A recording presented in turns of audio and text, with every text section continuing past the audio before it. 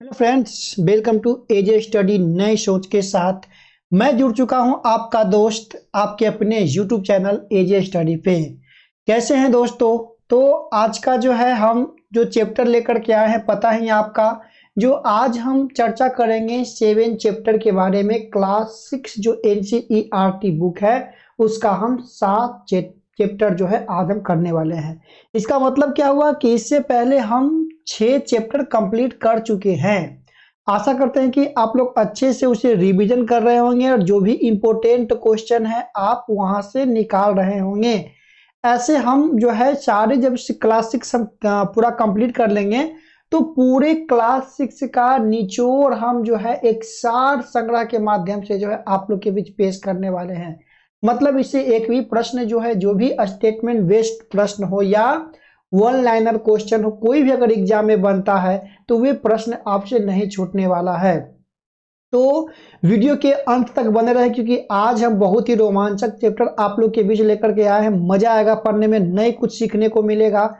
तो उससे पहले वीडियो की शुरुआत करने से पहले सबसे पहले एक छोटा सा कोटेशन जो कि एपीजे अब्दुल कलाम जी के द्वारा बोला गया था। वे बोलते हैं कि I am not handsome, what I can give my hand show someone who need help because beauty is required in heart not in face।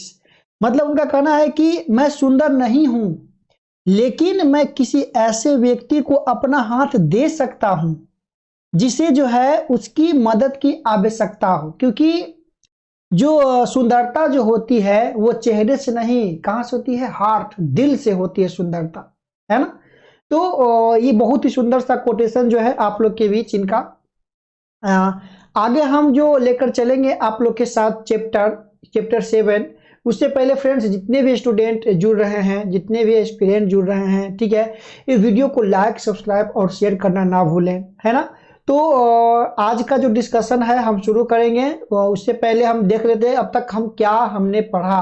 तो हमने पढ़ लिया है चैप्टर 1, क्या, कब, कहाँ और कैसे। इसका पूरी प्लेलिस्ट हम आई बटन या डिस्क्रिप्शन में हम डलवा देंगे, आप वहां से इसकी पूरी लेक्चर जो है देख सकते हैं। आज काफी रोमांचक होने वाला है, मजेदार टॉपिक रहेगा आपका। दूसरा पार्ट में हमने क्या देखा था? आखेट खाद्यान्न संग्रह से भोजन उत्पादक तक।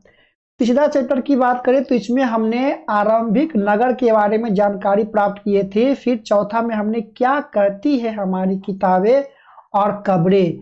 और नेक्स्ट हमने पढ़ा था 5 में कि राज्य, राजा और प्राचीन गणराज्य के बारे में। और जो क्लास जो आपका 6 था उसमें हम क्या पढ़े थे? नए प्रश्न और नए विचार के बारे में। नेक्स्ट आज जो हम चर्चा करने वाले हैं आप लोग के बीच, वो हम काफी इंपोर्टेंट और बेसिक लेवल से चर्चा करेंगे। वो है आपका चैप्टर 7 जिसमें हम चर्चा करेंगे अशोक एक अनोखा सम्राट, जिसे जो है युद्ध का त्याग किया था, युद्ध का त्याग किया था, है ना। इसके बाद जो है 4 चैप्टर और बच जाएगा, ठीक है। जैसा ही ये आपका कंप्लीट होगा हम एक सार संग्रह लेकर के आएंगे जिसमें एनसीईआरटी बेस्ड जो भी वन लाइनर या सब्जेक्टिव बेस्ड क्वेश्चन बन सकता है वे सारे क्वेश्चन हम डिस्कस करेंगे एक वीडियो में। तो वीडियो के अंत तक बने रहें। ये आप देख सकते हैं अपना प्यारा देश भारत को, आप यहाँ पर देख सकते हैं। वर्ल्ड पर अगर नजर डालें तो आप वर्ल्ड हिस्ट्री पर यहाँ पर भारत को देख सकते हैं इस पोजीशन पे। जल्दी ही जो है हम आप लोग के बीच एक मैप बेस्ड वीडियो लाने वाले हैं जिसमें हम धीरे धीरे से जो है भारत की एक एक राज्य के बारे में, वो कहाँ लोकेटेड है, ठीक है ना। और ये पूरी मैप के थ्रू हम जो है राज्य के बारे में डिटेल से जानकारी प्राप्त करेंगे, ठीक है फ्रेंड्स। तो हम वीडियो की शुरुआत करेंगे। वीडियो की शुरुआत में आज का टॉपिक क्या है? अशोक के बारे में हम काफी डिटेल से पढ़ेंगे, ठीक है। तो वीडियो के अंत तक आप लोग बने रहें।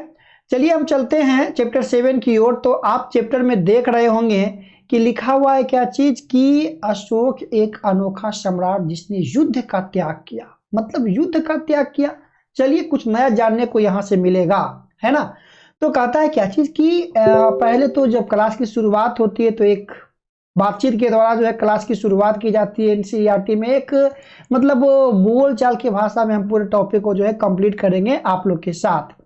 एक क्वेश्चन एक जो है लाइन बाय लाइन हम क्लियर करेंगे। तो शांति बना करके जो है स्थिरता से, धैर्यता से पूरे लेक्चर को शांति से सुनना है, ठीक है।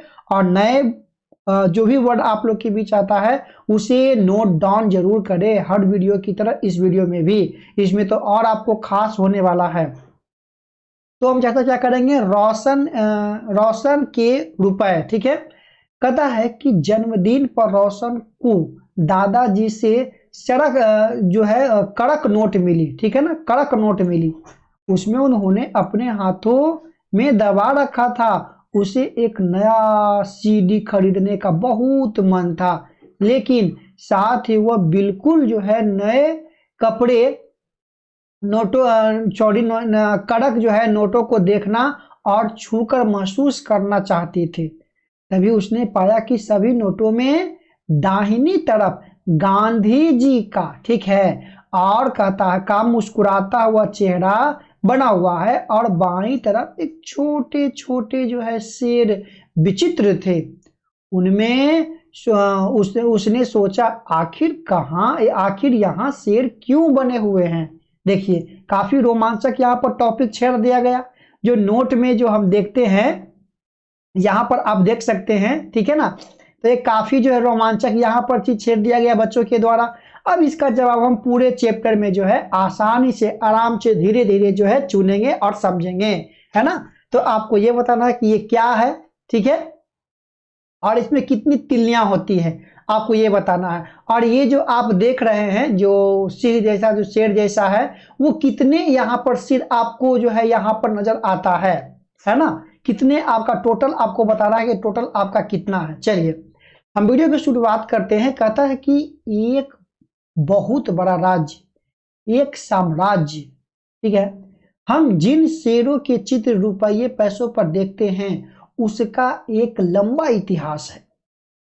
उन्हें पत्थरों को काट कर बनाया गया है और फिर उन्हें सारनाथ में एक विशाल स्तंभ पर स्थापित किया गया है। अंडरलाइन पॉइंट आपको यहाँ पर हो जाता है। कहाँ पर किया गया है, सारनाथ। आपको बताना सारनाथ कौन से राज्य में है, पिछले चैप्टर में हमने जिक्र किया था काफी विस्तार से इसके बारे में। ये आपको कमेंट करना है यहाँ पे, ठीक है। नहीं मालूम है डायरेक्ट गूगल पर सर्च कीजिए, ठीक है, ताकि आप उसे लंबे समय तक याद रख सके। क्योंकि जब आप सिविल सर्विस की तैयारी करते हैं तो आपको कोई भी टर्म या कोई भी कंपटीशन का आप जब एग्जाम की तैयारी करते हैं तो आपको कोई भी टर्म को लंबे समय तक याद रखना पड़ता है। तो लंबे समय तक याद रखने के लिए आपको क्या करना है कि उसे जो है बार बार देखना है ना, नजरों से उसे उतारना है, टॉपिक को सुनना है और देखते रहना, रटने का कोशिश नहीं करना है, ठीक है। कहता है कि इतिहास के महानतम राजाओं में से एक अशोक के, ठीक है, अशोक के निर्देश पर जो है इसके जैसे कई स्तंभों और पत्थरों का अभिलेख उत्कीर्ण किए गए। अभिलेखों के बारे में हम काफी डिटेल से हमने पढ़ा था, ठीक है, ये आपको याद होना चाहिए पिछले वीडियो में। इसके पहले कि हम यह जाने कि इस अभिलेख में क्या क्या लिखा है, यह समझने की कोशिश करें कि उनके राज्य को साम्राज्य क्यों कहा जाता है। साम्राज्य, ठीक है, साम्राज्य जो है क्यों कहा जाता है। अशोक के जो राज्य था उन्हें साम्राज्य कहा जाता है, ठीक है। आपको ये बताना कि अशोक जो है किस वंश से संबंधित है ना। आइए, कहता है कि अशोक जिस साम्राज्य पर शासक कर रहे थे उसकी स्थापना उनके दादा चंद्रगुप्त मौर्य ने लगभग 2300 साल पहले किया था, है ना। चंद्रगुप्त मौर्य ने, मतलब मौर्य वंश के संस्थापक कौन हो गए, चंद्रगुप्त मौर्य, ठीक है। चाणक्य या कौटिल्य, याद रखना है, चाणक्य का ही एक नाम है क्या चीज, कौटिल्य नाम के एक बुद्धिमान व्यक्ति ने चंद्रगुप्त मौर्य की सहायता की थी, ठीक है। चाणक्य के कई विचार हमें अर्थशास्त्र नाम की किताब में मिलता है, ठीक है। नेक्स्ट थोड़ा सा एक टॉपिक दिया है कि वंश क्या है। तो वंश का मतलब हम देखते हैं कि जब एक ही परिवार के कई सदस्य एक के बाद एक राजा बनते हैं तो उन्हें ही क्या कहा जाता है, वंश कहा जाता है, वंशवाद, है ना। अभी वर्तमान में बताइए किसमें चलता आ रहा है वंशवाद, कौन से ऐसे प्रशासक जो है या नेता हैं, है ना, कई एक जो है वर्षों से जो है उनका चलता रहा है वंश दर वंश, तो आपको ये कमेंट करना है। कहता क्या चीज कि मौर्य वंश में 3 महत्वपूर्ण राजा हुए। मौर्य वंश में 3 महत्वपूर्ण राजा, एक आपके चंद्रगुप्त हो गए, दूसरा उनका बेटा बिंदुसार, अमित्रघात के नाम से विख्यात बिंदुसार। ये तो देखिए इस चैप्टर में केवल हम बेसिक जान रहे हैं ना, लेकिन जब हम चैप्टर को, जब हम स्टैंडर्ड बुक को हम लेकर चलेंगे, ठीक है, तो वहां पर काफी डिटेल से हम चर्चा करेंगे सारे टॉपिक को, है ना। तो कहता है कि देखिए बिंदुसार का पुत्र क्या है आपका, अशोक है। अशोक किसका पुत्र हो गया आपका, बिंदुसार का। और बिंदुसार किसका है, तो चंद्रगुप्त मौर्य का, ठीक है। तो ये हुआ। तो यहाँ पर भी आप देख सकते हो वंशवाद की भावना यहाँ पर भी आपको देखने को मिल रहा है ना। आगे जो इसका पुत्र भी यहाँ पर शासन करता है। चलिए, तो वंशवाद यहाँ पर समझ लिए। अब कहता है कि साम्राज्य में बहुत सारे नगर थे, मानचित्र में उन्हें काले बिंदुओं से दिखाया गया है। यहाँ पर आप देखिए काले बिंदुओं से जो आपका दिखाया गया, तक्षशिला वर्तमान में कहाँ है अभी आपका, पाकिस्तान में। पाटलिपुत्र आप देख सकते हैं यहाँ पे, उज्जैन आप यहाँ पर देख सकते हैं, ठीक है। ये महत्वपूर्ण नगर है, उज्जैन, पाटलिपुत्र, तक्षशिला, ये आपका जो है काफी महत्वपूर्ण नगरें हैं। इनमें साम्राज्य की राजधानी कहाँ थी, पाटलिपुत्र, उज्जैन और तक्षशिला नगर जो है बहुत ही प्रमुख थे। तक्षशिला उत्तर पश्चिम और मध्य एशिया के लिए आने जाने का मार्ग था। वे भी यहाँ से बनता है। तक्षशिला जो है उत्तर पश्चिम और मध्य एशिया के आने जाने का मार्ग था। कहा कि दूसरी तरफ उज्जैन जो है उत्तरी भारत से दक्षिण भारत जाने वाला जो है रास्ता में पड़ता था। उज्जैन कहाँ पर रहा, उत्तरी भारत से दक्षिण भारत। देखिए ना, ये उत्तर भारत और ये आपका दक्षिण भारत, यहाँ पर ऐसे, ठीक है। आपको बताए थे कि ये आपका उत्तर है, ये आपका दक्षिण भारत, ये आपका पूर्वी भारत और ये आपका पश्चिमी, और ये आपका मिडिल आपका इंडिया हो जाता है, ठीक है। तो यहाँ पर ये आप देख रहे हैं। तो इसको थोड़ा सा हम हटा देते हैं, है ना, ताकि इस पर आगे भी हम चर्चा कर सके। तो यहाँ पर ये आप पढ़ सकते हैं कि शासन नगर जो है, शासन नगरों की व्यापारी, सरकारी, आधिकारिक और शिल्पकार का जो है यहाँ पर रहते थे। कहा है कि जिस जगहों पर अशोक के शिलालेख मिले हैं उन्हें लाल बिंदुओं से जो है दिखाया गया है ना। ये सारे इलाके साम्राज्य के भीतर हैं। इन देशों ने उन देशों के नाम बताओ जहां अशोक के अभिलेख मिले हैं। भारत के कौन कौन से मौर्य साम्राज्य जो है बाहर थे, ठीक है। आगे हम चर्चा करेंगे सारी बातों को। कहता है कि साम्राज्य के बहुत बड़े क्षेत्रों में किसानों और पशुपालकों के गांव जो है बसे हुए थे। मध्य भारत जैसे इलाकों में ज्यादातर हिस्सा जंगलों में भरा हुआ था। वहां पर जो है लोग बहुत फल फूल का जो है संग्रहण, जानवरों का शिकार करके जीवन चलाते थे। साम्राज्य के अलग अलग जो है इलाकों में लोग भिन्न भिन्न भाषाओं बोलते थे।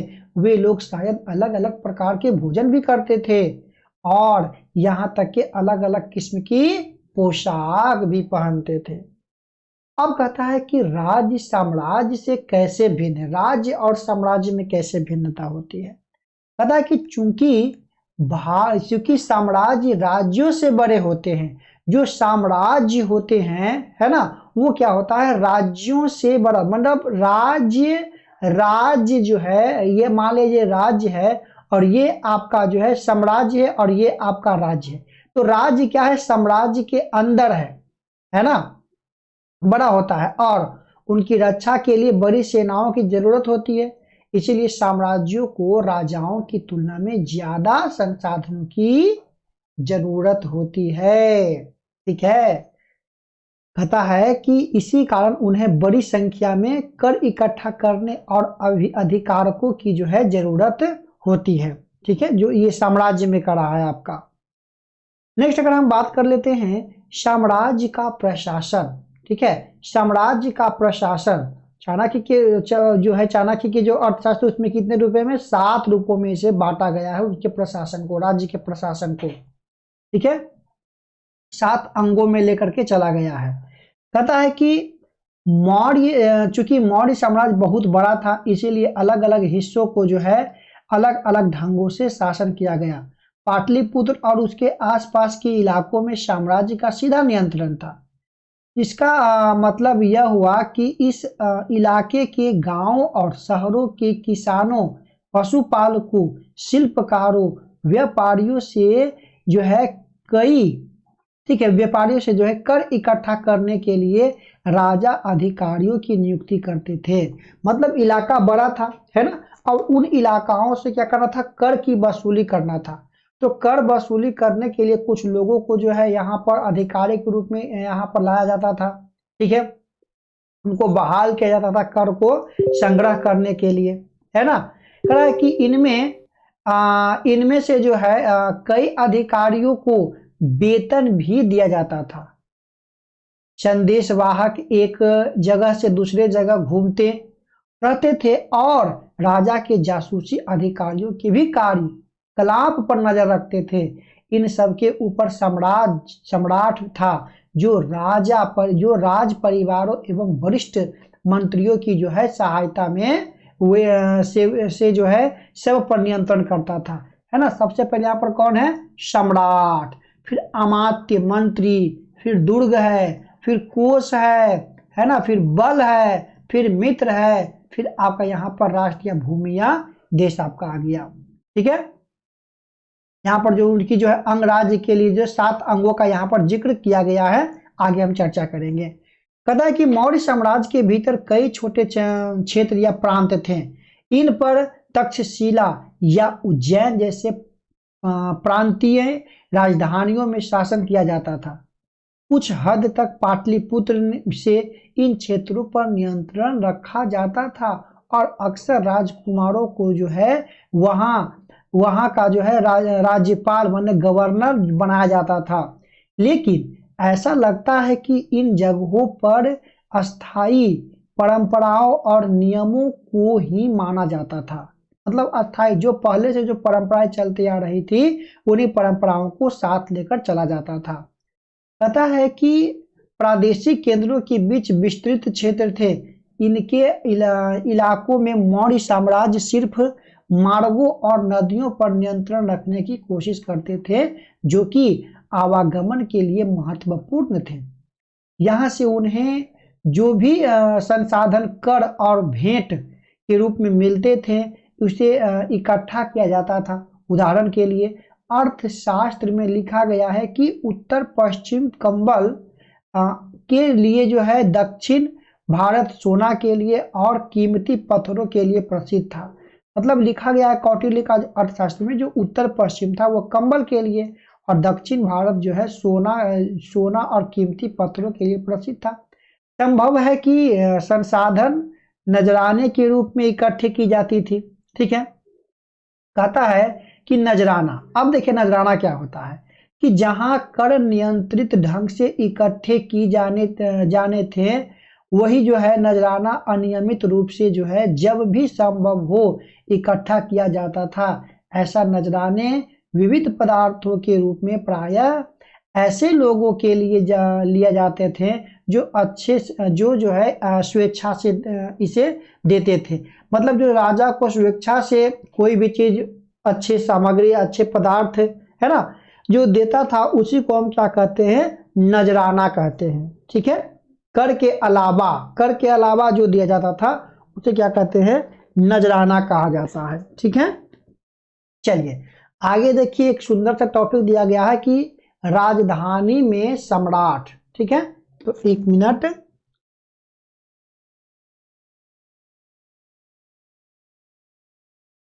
क्या यहाँ पे राजधानी में सम्राट कहता है कि मेगास्थनीज, ध्यान देना है, नया नया नाम आप लोग के बीच आने वाला है। मेगास्थनीज चंद्रगुप्त मौर्य के दरबार में पश्चिम एशिया के यूनानी राजा जो है सेल्यूकर निकेटस का राजदूत था। बहुत बार जो इस टाइप का क्वेश्चन बन चुका है एग्जाम में, तो ये जो मेगास्थनीज था चंद्रगुप्त के दरबार में आया था, ठीक है। कहाँ से? यूनान से। किसका राजदूत था? तो सेल्यूकस निकेटर का। मेगास्थनीज ने जो कुछ देखा उसका विवरण जो है वह देता है। कहता है कि यहाँ हम उनके विवरण का जो है एक अंश यहाँ पर पेश किया गया है बुक में। कहता है कि सम्राट का जनता के सामने आने के अवसरों पर कहा कि शोभा यात्रा के रूप में जश्न मनाया जाता है। उन्हें एक सोने की पालकी से लाया जाता है, ठीक है। उनके अंगरक्षक सोने और चांदी से अलंकृत हाथियों पर सवार होते थे।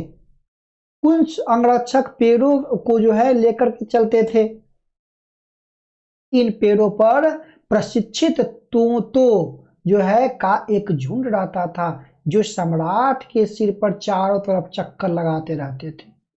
राजा साम्राज्य जो है हाथी या हथियार बंद जो है महिलाओं से घिरे होते थे।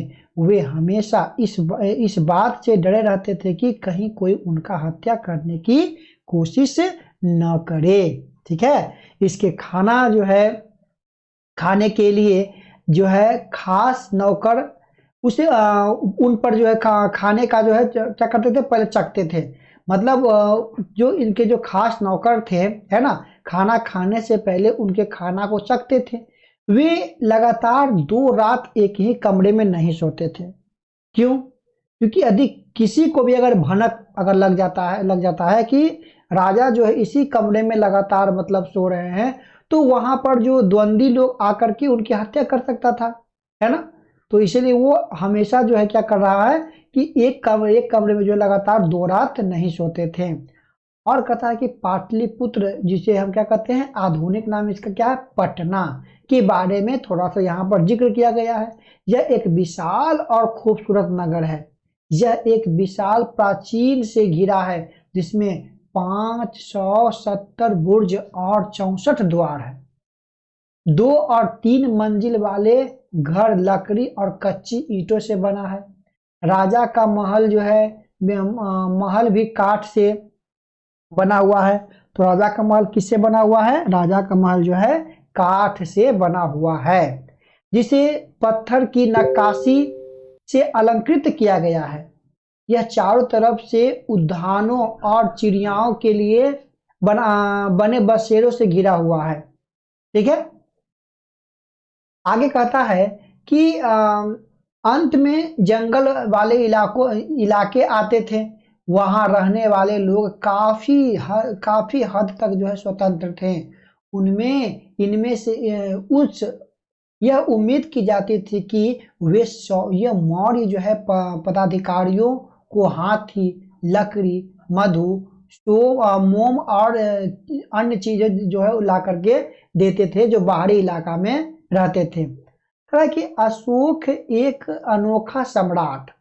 को जो है एक अनोखा सम्राट के रूप में यहाँ पर दिखाया गया है ना। कहता है कि अशोक मौर्य वंश के सबसे प्रसिद्ध शासक थे। वह ऐसे पहले शासक थे जिन्होंने अभिलेखों द्वारा जनता तक अपने संदेश पहुंचाने की कोशिश की। अशोक के जो है ज्यादातर अभिलेख प्राकृतिक भाषा और ब्राह्मी भाषा में लिखी गई है। ये काफी इंपोर्टेंट हो जाता है ना, प्राकृतिक और ब्राह्मणी भाषा में लिखी गई है। अब यहाँ पर एक छोटा सा टॉपिक दिया है कि कलिंग युद्ध का वर्णन करते हुए अशोक का अभिलेख। मतलब कलिंग युद्ध, आप अगर बात करें कलिंग की, तो आप यहाँ पर देख सकते हैं कलिंग, ठीक है, ये वाला एरिया में, है ना।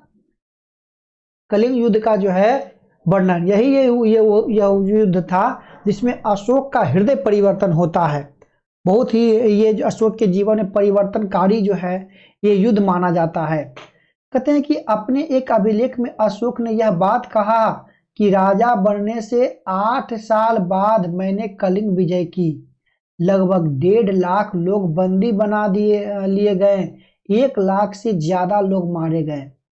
इससे मुझे अपार दुख हुआ, क्योंकि जब किसी स्वतंत्र देश को जीता जाता है तो लाखों लोग जो है मारे जाते हैं। जब कोई भी युद्ध होता है, कोई भी राजा दूसरे राजा पर हमला करता है, तो वहां पर क्या होता है कि लाखों लोग मारे जाते हैं युद्ध के दौरान, और बहुत सारे जो है बंदी बनाए जाते हैं।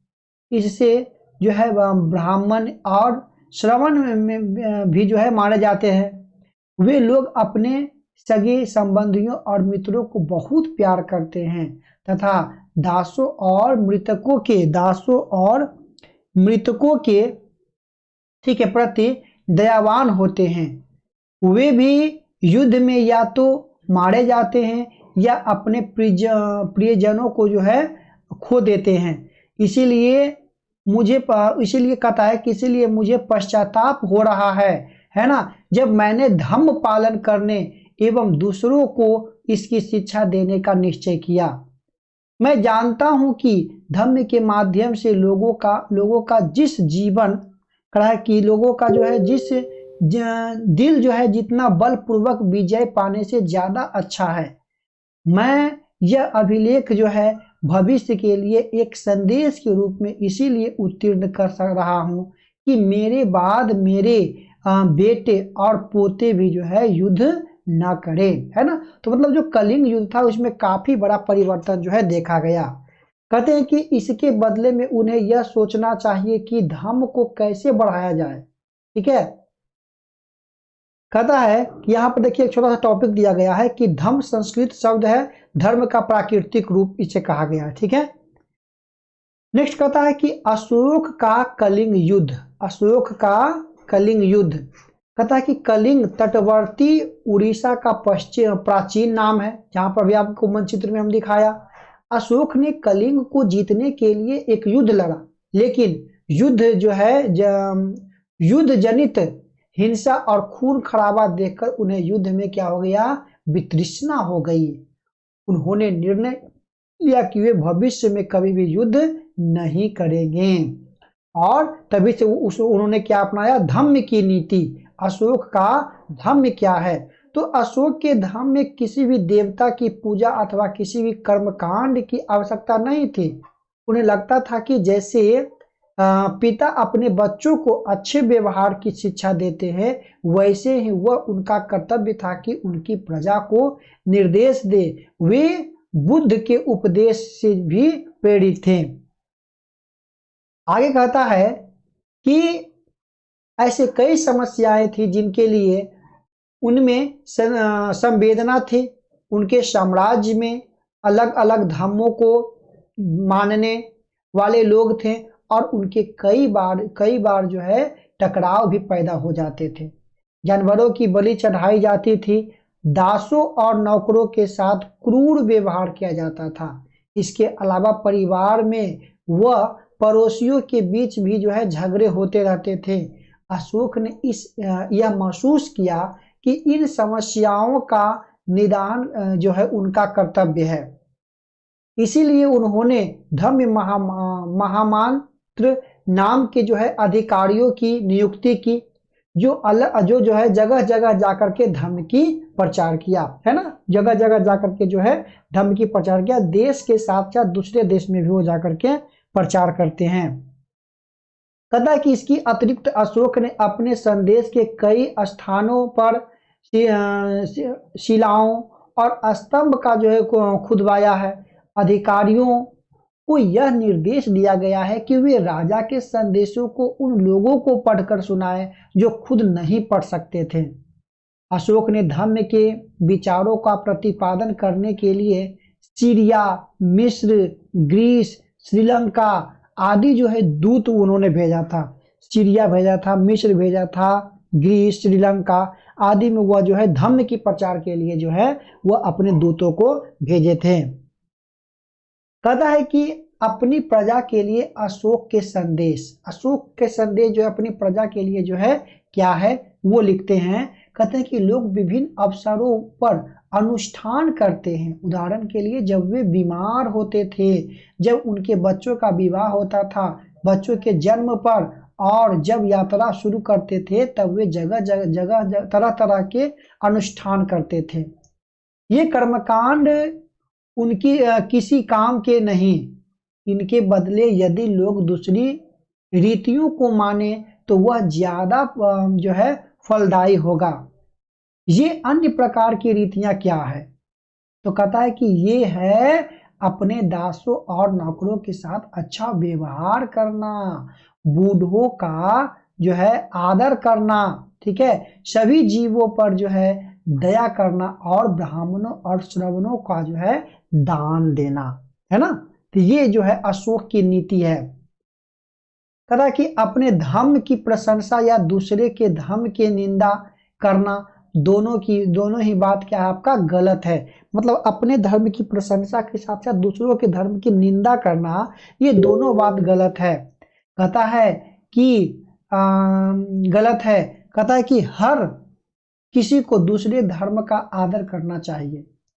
यदि कोई अपने धर्म का बड़ाई और दूसरे के धर्म की बुराई करता हो तो वह वास्तव में अपने धर्म को ज्यादा नुकसान पहुंचा रहा हो। कितना सुंदर सा बात लिखा गया है ना। इसीलिए हर किसी को दूसरे के धर्म के जो है प्रमुख विश्वासों को समझने की कोशिश करते हुए उनका जो है आदर करना चाहिए। भारत के प्रथम प्रधानमंत्री पंडित जवाहरलाल नेहरू लिखते हैं कि उनके धर्मादेश आज भी हमसे जो है एक ऐसी भाषा में बात करते हैं जिन्हें हम समझ सकते हैं और जिनमें हम बहुत कुछ सीख सकते हैं। अशोक ने धर्म के विचारों को दूर दूर तक फैलाने के लिए उन बातों को बताया जो आपके अनुसार आज भी प्रासंगिक है। अशोक के जो है संदेश के उन हिस्सों को जो है बताओ जो आज भी प्रासंगिक है। देखिए अशोक का क्या था कि अशोक का जो धर्म प्रचार नीति था वो वहाँ के लोकल भाषाओं में, क्योंकि लोग जो है जिस स्थान पर रहते हैं, जिस लोकल एरिया में रहते हैं, वो वहीं की बात को समझ पाते हैं काफी आसानी से, है ना।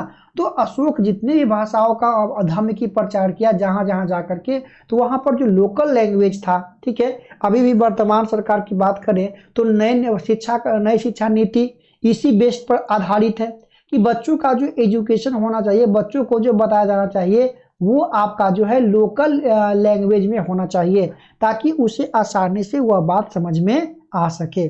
यहाँ पर देखिए एक शब्द दिया है कि ब्राह्मी लिपि में आधुनिक भारत को ज्यादातर लिपियां पिछले सैकड़ों वर्षों में ब्राह्मी लिपि से उत्पन्न हुई है।